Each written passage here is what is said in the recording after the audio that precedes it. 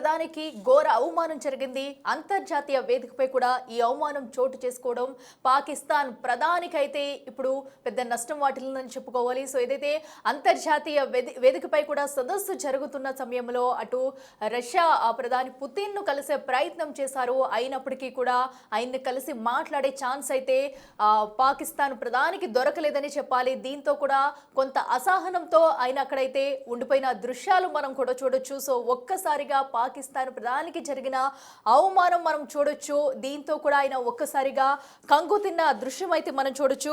So ఏదైతే నిన్న అంతర్జాతీయ వేదికపై కూడా షెహబాజ్ షరీఫ్ కి అయితే భంగపాటు చోటు చేసుకుంది. రష్యా అధ్యక్షుడు పుతిన్ కోసం ఎదురు చూసి విసిగిపోయారు షరీఫ్ అని చెప్పాలి. సో రష్యా అధ్యక్షుడితో కలిసి పుతిన్తో కలిసి మాట్లాడే ప్రయత్నం చేసినప్పటికీ కూడా సుమారుగా 40 నిమిషాలు అయితే పుతిన్ కోసం వెయిట్ చేశారు. అయినప్పటికీ కూడా ఆయనతో మాట్లాడే ఛాన్స్ దొరకలేదు. ఇంకా ఏటివ్ చేయలేక కూడా లోపల మీటింగ్ జరుగుతున్న సమయంలో నేరుగా అయితే పాకిస్తాన్ ప్రధాని నేరుగా అయితే పుతిన్ ఉన్న రూమ్లోకి వెళ్ళిపోయారు. అటు వేరే మీటింగ్లో ఉన్నప్పుడు కూడా ఇలాంటి వెయిట్ చేసి కూడా తనతో మాట్లాడే అవకాశం రావట్లేదంటూ నేరుగానే లోపలికి వెళ్ళిపోయారు. దీంతో కూడా పాక్ ప్రధానిపై విమర్శల వర్షం కురుస్తుందని చెప్పుకోవాలి. ఏదైతే తుర్క్మెనిస్తాన్లో జరిగిన అంతర్జాతీయ ఫోరానికి కూడా ఇద్దరు హాజరయ్యారు. రష్యా అధ్యక్షుడు పుతిన్ అలాగే పాక్ ప్రధాని షరీఫ్ అయితే సమావేశంలో కూడా రష్యా అధ్యక్షుడు పుతిన్ అయితే బిజీగా ఉన్నారు. ఆయనని కలిసేందుకు సుమారుగా అయితే షరీఫ్ 40 నిమిషాల పాటు వెయిట్ చేశారు. సో అయినప్పటికీ కూడా షరీఫ్ని కలిసే అవకాశం అయితే రాలేదు. దీంతో పుతిన్ వేరే మీటింగ్లో ఉంటే కూడా నేరుగా డోర్లు తీసుకుని వెళ్ళిపోయారు. ఒక ప్రధాని అయ్యుండి ఒక అధ్యక్షుని కలిసేందుకు ఇలా వెళ్ళిపోతారంటూ కూడా ఇప్పుడు పాక్ ప్రధానిపై విమర్శల వర్షం కురిపిస్తున్నారని చెప్పాలి. అనంతరం కూడా మన విజువల్స్ చూడొచ్చు. ఒకసారి షరీఫ్ ఆయన ఫేస్ లో కూడా ఎక్స్ప్రెషన్స్ అని మనకు క్లియర్ కట్ గా కనిపిస్తున్నాయి. అంటే ఎంత అసహనం పొంది ఉంటే కనుక ఒక దేశ ప్రధాని అయితే ఇలా ఉంటారనే వ్యాఖ్యలు కూడా ఉంటున్నాయి. సో ఏం చేయాలో దిక్కుతోచిన స్థితిలో కూడా ఒక మూలన అయితే పక్కన కూర్చుని ఉన్నారు. సో ఎవరు పట్టించుకోలేని వైనం కూడా అక్కడైతే కనిపిస్తుంది. సో రష్యా అధ్యక్షుడు అయితే మనకి ఇటీవల అయితే భారత్తో ఉన్న సంబంధాలు అయితే మనకు ముందుగానే తెలుసు. సో ఇటీవల ఇటు భారత్ వచ్చారు, పర్యటించారు. సో అటు ప్రధాని మోడీతో సహా ఎంత స్నేహపూర్వకంగా మెలుగుతామో మనకు తెలుసు. అలాంటిది పాక్ ఎప్పుడు కూడా దాని ద్వంద్వ వైఖరి చూపించుకుంటా కూడా వక్రబుద్ధిని చూపించుకుంటూ ఉంటుంది. సో ఇప్పుడైతే అది మరొకసారి తను చేస్తున్న వేషాలకైతే ఇది వారికి పెద్ద చెంపపట్టని చెప్పుకోవచ్చు. సో రష్యా అధ్యక్షుడిని కలిసే అవకాశం అయితే పాక్ ప్రధానికి రాకపోవడంతో ఒక్కసారిగా కూడా అసహనానికి లోనయ్యారు పాక్ ప్రధాని షరీఫ్ అయితే. సో విజువల్స్ లో కూడా మనం చూడొచ్చు. తన మొత్తం కూడా ఇంకా ఏం చేయాలో తెలియక ఒక మూలన కూర్చుంటూ కూడా ఓ మూలన కూర్చుని అయితే ఉండిపోయారు పాక్ ప్రధాని. ఇక మరింత సమాచారం మా ప్రతినిధి అందించేందుకు శివ ఉన్నారు అందుబాటులో. శివ, చెప్పండి. మనం చూస్తున్నాము ఇది ఒక పాక్ ప్రధానికి అయితే ఘోర అవమానం అని చెప్పాలి. అటు పుతిన్ని కలిసే సమావేశంలో కూడా అతనికి సమయం ఇవ్వకపోవడంతో నేరుగా లోపలికి వెళ్ళిన ఘటన కూడా మనం చూస్తున్నాం. అసలు సమయంలో ఏం జరిగింది? అప్డేట్స్ ఏంటి? పాకిస్తాన్ ప్రధాని షెహబాజ్ షరీఫ్ కు ఘోర అవమానం జరిగినట్లుగా తెలుస్తోంది. అంతర్జాతీయ వేదికపై షెహబాజ్ షరీఫ్ కు భంగపాటు కలిగినట్లుగా తెలుస్తోంది. అయితే రష్యా అధ్యక్షుడు పుతిన్ కోసం పాకిస్తాన్ ప్రధాని షెహబాజ్ షరీఫ్ ఎదురు చూసి విసిగిపోయారంటూ కూడా ప్రచారం జరుగుతోంది.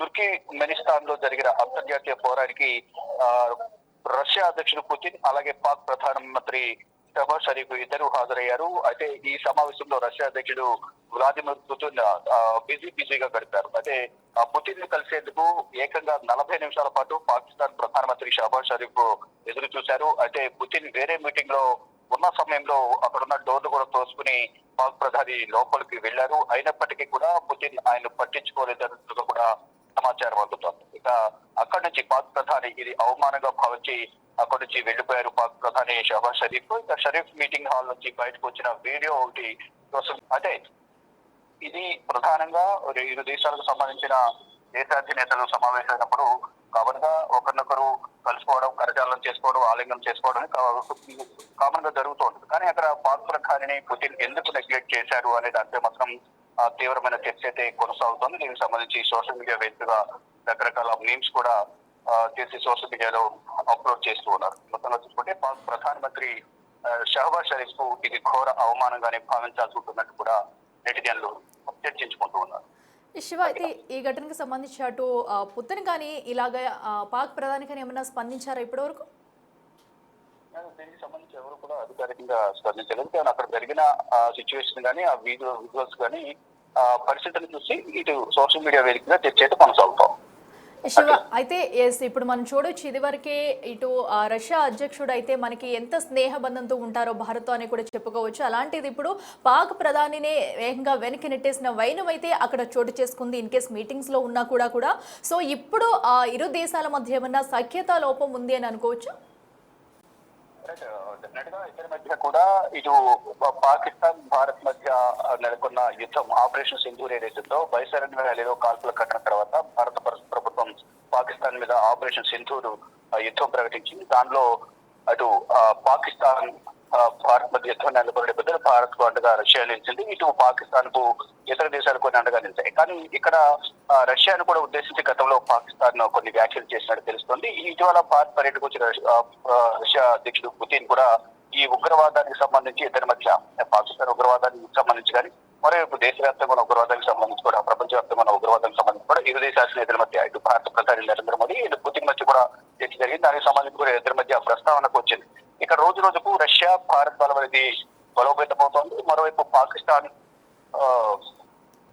ఈ బలాన్ని కానీ బంధాన్ని చూసి తట్టుకోలేని పరిస్థితి కనిపిస్తోంది. అంతర్గతంగా కొన్ని విమర్శలు కూడా చేస్తోంది. దానికి సంబంధించి ఇంటెలిజెన్స్ నిఘా వర్గాల సమాచారం అనేది ఇటు పుతిన్ కు ఇటు భారత్ కూడా ఉన్న నేపథ్యంలో పాకిస్తాన్ మరిన్ని దాడులు చేసేందుకు ప్రయత్నాలు చేస్తుందనేది కొంత ఇంటెలిజెన్స్ విభాగం వద్ద సమాచారం ఉంది. ఆ సమాచారాన్ని ఇరు దేశ అధినేతలు కూడా తెలుసుకున్నారు. అయితే ఇది తెలుసుకున్న నేపథ్యంలోనే పుతిన్ నెగ్లెక్ట్ చేశారు అతన్ని కలివడంలో అనేది కూడా ప్రచారం జరుగుతుంది. ఏదేమైనప్పటికీ కూడా ఒక సభకి వెళ్ళినప్పుడు దేశాధినేతలు ఒక దగ్గర ఉన్నప్పుడు అందరూ కూడా కలుసుకుంటూ ఉంటారు. ఎంత విభేదాలు ఉన్నప్పటికీ కూడా బయట ప్రపంచానికి అవి బయటకు కనపడకుండా కనీసం కరచాలనమైనా చూసి నవ్వుకోవడమైనా ఆలింగనం చేసుకోవడం జరుగుతూ ఉంటాయి. కానీ అక్కడ ఏమీ జరగలేదు. కానీ అంతసేపు వెయిట్ చేసి హాల్లోకి తుంచుకొని వెళ్ళారు అనేది ప్రధానంగా అక్కడ విజువల్ బట్టి తర్వాత అక్కడికి వెళ్ళిన తర్వాత చూడనప్పటికీ చూడకపోవడంతోనే మళ్ళీ తిరిగి వెనక్కి వచ్చేస్తున్న విజువల్స్ కూడా సోషల్ మీడియాలో ఫొటోస్ అన్ని కూడా వైరల్ అవుతూ ఉన్నాయి. ఇక ఏదేమైనప్పటికీ కూడా ఈ అంశం పైన తీవ్రమైన చర్చ అయితే కొనసాగుతుంది. అంటే మీటింగ్ జరుగుతున్నప్పుడు లోపలికి వెళ్ళకూడదు, దేశాధినేతగా ఉన్న పాక్ ప్రధాని షహబాజ్ షరీఫ్ అనేది చర్చ అయితే కొనసాగుతోంది. ఇక ఫర్దర్ గా ఎదురైతే దీనికి సంబంధించిన అధికారికంగా స్పందించలేదు. కానీ అక్కడ ఉన్న సిచ్యువేషన్ బట్టి మాత్రం సోషల్ మీడియా దీనికి చర్చ అయితే కొనసాగుతూ ఉంది. Okay, right Shiva, thank you.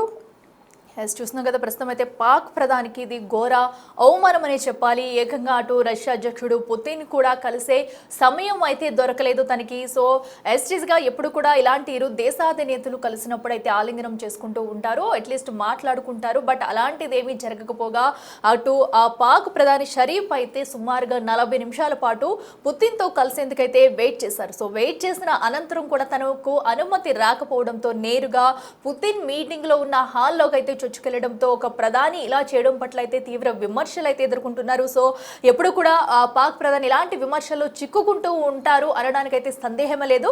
అయితే ఇప్పుడు ఏకంగా అంతర్జాతీయ వేదికపై కూడా ఇలాంటి చేష్టలకి పాల్పడడం, ప్రధాని తీరుపై అయితే విమర్శల వర్షం కురుస్తుందనే చెప్పాలి. మరి దీనికి సంబంధించి ఇప్పటి వరకు అటు రష్యా నుంచి కూడా పుతిన్ కూడా ఎలాంటి ఆన్సర్ అయితే లేదు, ఎలాంటి స్పందన కూడా లేదు. మరి దీనిపై పాక్ ప్రధాని షరీఫ్ ఏమైనా స్పందిస్తారు? అసలు ఆ సమయంలో